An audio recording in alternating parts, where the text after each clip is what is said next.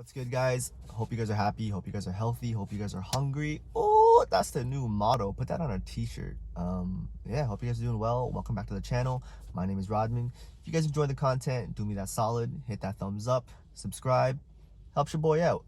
All right, guys. Today, we got ourselves some good food and we got ourselves some good stories. But today's topic is about rejection, guys. Rejection. Oh my gosh, bro. Rejection is a normal and healthy and necessary part of life, necessary for growth, necessary for change, and necessary for improvement, right? As humans, we should always be striving to grow, you know, not just physically, but obviously grow as people, become better people, learn how to deal with conflict, learn how to deal with life and problems, you know. Today we got some good food for you guys and I'm excited. I'm hungry. I wake up super late and then I never eat, so this is always my first meal of the day and I'm starving. Okay, so I was really craving some breakfast food, specifically some Western breakfast food, like, you know, your typical breakfast. Yeah, sorry, your typical like eggs, sausage, bacon. So, ooh, they packed a lot of stuff in here. So I went to Coras, which is like a Canadian franchise. It's like a breakfast place. Got myself the fixins. Ooh, got some scrambled eggs, bacon, sausage, and potatoes in the bottom. I know you see this. What I compare rejection to is kind of like looking for a job, right? Obviously, you're not gonna get the job on the first try, but like in my opinion, the more job interviews you go to, the better you get at it. Similarly, with asking girls out, with going on dates, the more you ask girls out, the more confident, or guys out as well. Sorry, but I'm gonna speak from my point of view. The more you ask people out, the more confident you'll be at it, and the more natural it'll become. And obviously, the more okay with rejection you'll become, right? Similarly with dating, the more dates you go on, the more comfortable you'll become, the more you understand yourself, what you like, what you don't like, things that work, what you want in a partner, all these things, right? With job interviews as well, right? I remember my first ever job interview, I was so nervous, right? I was fumbling my words, I didn't know how to answer the questions, I was caught off guard, all these things, right? And what my friend would say is, oh, hey man, just the more job interviews you go to, the more comfortable you become, the more you'll know about yourself, the more you'll know about things you want to do for next time, things you might not want to do for next time, and again, just you'll get better at it the more you do it, you know. All right, guys. Nice, perfectly golden brown. No, that's good. So this is probably one of my first and earliest experiences of rejection, and oh man, it broke my heart, yo. But first,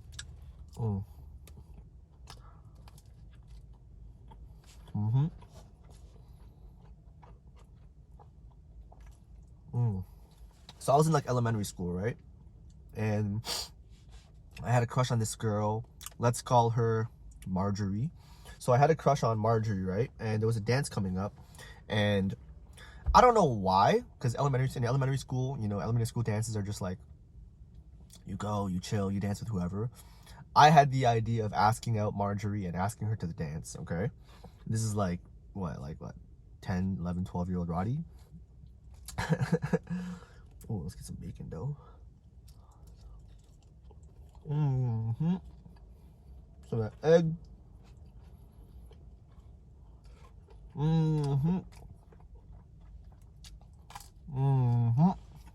So I had the idea of asking out Marjorie, right? And if any guy or girl out there, if you've ever asked somebody out, you know the amount of courage it takes to do so.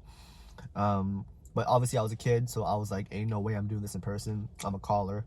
And back in the day, we didn't have cell phones because I was, what, 10, 11 years old. So you'd have to call up someone's home phone. Their parents would pick up. Hi, is Marjorie home? Can I please talk to Marjorie? Boom, okay.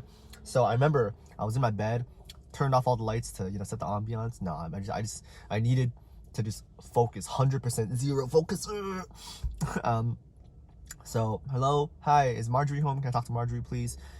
Picks up the phone, and immediately my heart starts racing. Ba-boom, ba-boom, ba-boom.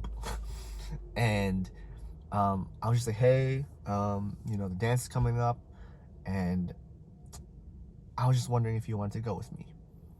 And there was a little pause, maybe like a 2-3 second pause. My heart's just like boom, boom, boom, boom in this dark room, right? Boom, boom, boom, boom, boom. And then I hear her voice, and she's like, yeah, sure. I was like, oh, cool. All right. Guess I'll see you tomorrow, right? Click, hung up the phone. Bro, I like buried my head in my pillow, and I was just like, bro. This is how oh, golden. Bro, oh my gosh. But here's where the story takes a turn, because we're talking about rejection, obviously, right?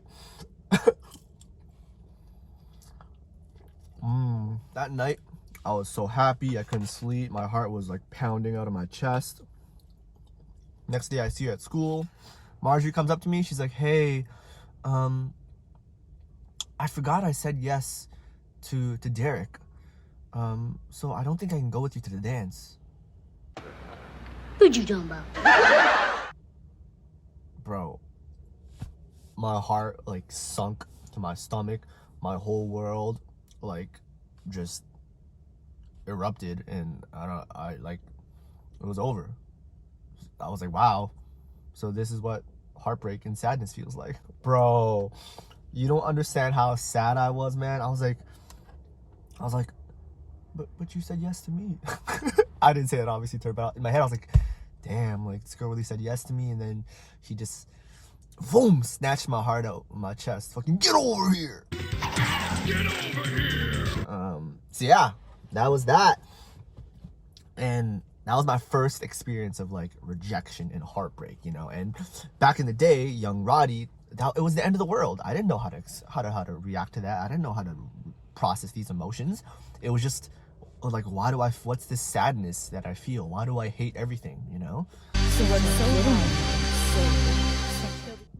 But, and when you're young, rejection often feels like the end of the world, because you find the courage to ask someone out or to go to this job interview. You know, you get all prepared, all the preparation and all the work that goes into it, and then you hear a no, or you hear an I'm not interested, or you hear oh, you're not fit for this job, yada yada yada, you know. Like, as I got older, I learned that, you know, what's worse than rejection? What's worse than rejection is not even trying, you know, not even going to the job interview, not even asking that girl out, not even taking a chance, because then you never know. And that lingers on you, right? It's like, what if? What if I asked this girl out or guy out? What if I went to this job interview? You wouldn't even know. And to me, I personally think that's a worse feeling than rejection. That's me personally. Maybe you're different. For me, it's like that lingering feeling of what if is so much worse than the feeling of rejection. Because it's like, okay, you get rejected, you sulk and you're sad for a couple days, and then you move on. You look for more jobs, you find another girl you're interested, or another guy you're interested in, and you move on. And then, you know what, I totally forgot B-roll because I was just so hungry, because it's like 2 p.m. and it's my first meal a day. I'm sorry, I'll get you some B-roll next time. I apologize.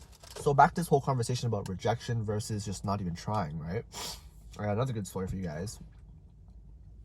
One time I was downtown with these two friends. We were at the store called Boathouse. So I called this girl Boathouse Girl, okay? So I was at this store called Boathouse with my two boys, and we were just shopping, looking around for stuff, you know, and there's this cute like employee around me, and I felt that feeling again, you know, the butterflies, the ba-boom, ba-boom, ba-boom in my heart, in my heart, ba-boom, ba-boom, ba-boom.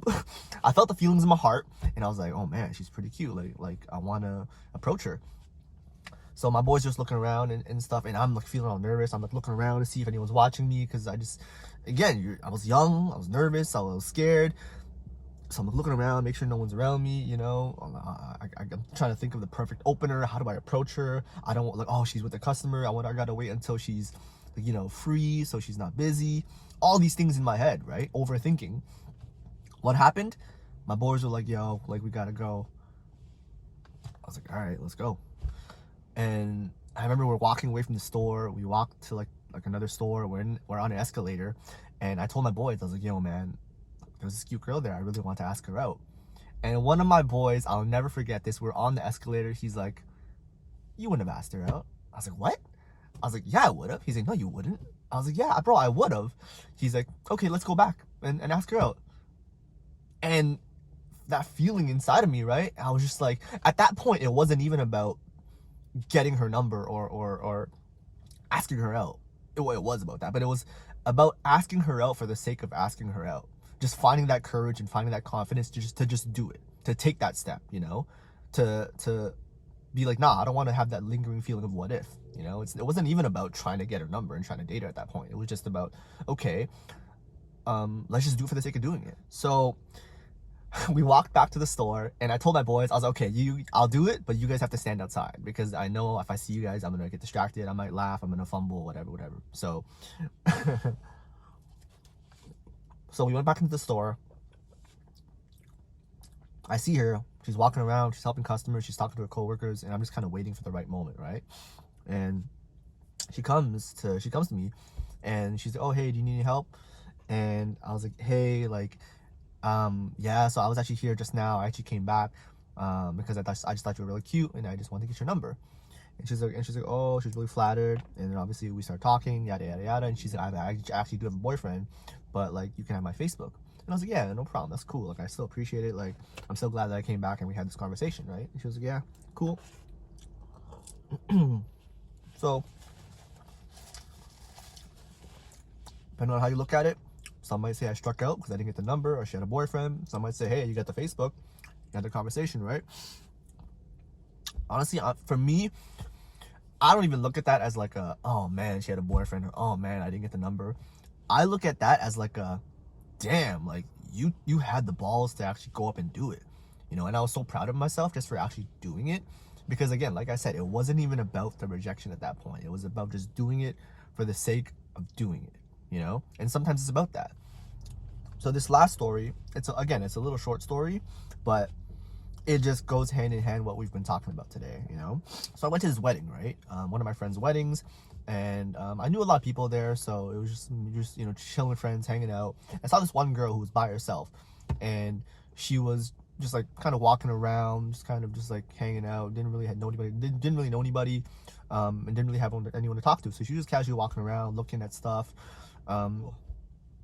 It wasn't even about like trying to get at her or like trying to get her number. Honestly, I just saw someone standing by themselves, and I was just like, why don't I just go approach her? So I approached her, and I was like, oh, hey, what's up? Like, are you here with anybody? Like, oh, how do you know the bride or groom? And she was like, oh yeah, I'm friends with the bride. You know, like, I don't really know anybody here, but I'm here and stuff. And I was like, okay, cool, it is what it is, right?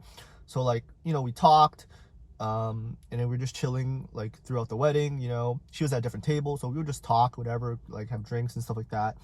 And towards the end of the night, right, like my friends saw me talking to her, so they were like, yo, like, why don't you ask for her number, right? Like, it seemed like you guys hit it off and stuff. And I was like, nah, like, it's cool, right? So like, as the night went on, like, obviously I would see her periodically, and we just chat, passing by, have conversation, you know. And then the night was nearing, right? So I was like, oh, everyone's leaving soon. And in my head, I was just like, it wasn't even like, oh my god, I gotta get her number. It was like a, you know what, like, she was cool, I think we hit it off, why don't I just go ask for her number and see what she says, right? So like, I went to her table, and I was just like, oh, hey, like, what's up? She's like, yeah, I'm leaving soon and stuff. I was like, oh, hey, like, I think you're pretty cool, just wondering if I get your number, maybe we can just hang out sometime or whatever. And she paused for a little bit, and I didn't feel that ba-bump, ba-bump, ba-bump feeling in my heart. It was just like a, yeah. And she was like, yeah, sure.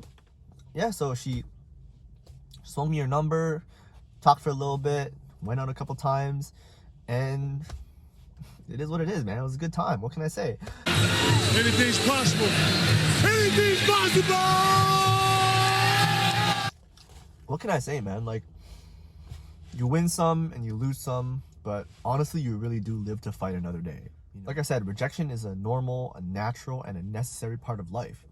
It's necessary for growth, for improvement, and just for learning who you are, you know, who you are, what you want.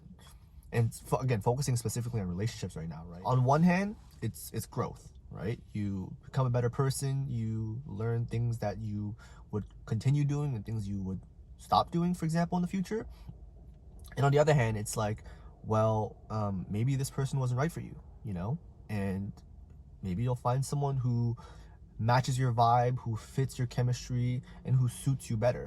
you know? I can't count the number of times where I've like thought, or I've told myself like, well, what if I don't find anything better? Or what if there's nothing out there for me? Or like, you know, like I'm pretty sure we've all had those thoughts, right? And I think the most important thing is just, you won't know unless you put yourself out there, you know? So all these stories that I've told you, if I didn't even ask, I wouldn't have even known, you know? And I would have always just sat there in the back of my mind like, well, what if I asked this person out, you know? So as much as rejection sucks for me and maybe for you, what's worse is just not even asking and not even giving it a chance and taking a shot, because sometimes in life you gotta take risks. No risk, no reward, right?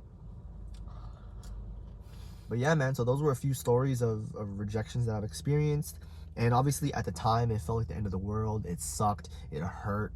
But now I look back on it and it's not that big a deal. To be honest, I'm kind of thankful, because I believe that everything has led me to where I am, good and bad. And everything is and should be a lesson that you learn from, you help, that you, everything is and should be, you know, a lesson that you learn from, and that helps you to improve and grow as a person. So yeah, thank you for tuning in. I appreciate you guys. New videos every Thursday. If you dig the vibes, if you dig the conversation, if you enjoy good food, come through, say what's good. Don't forget to hit that thumbs up, subscribe. I appreciate it. With that all being said, see you next week.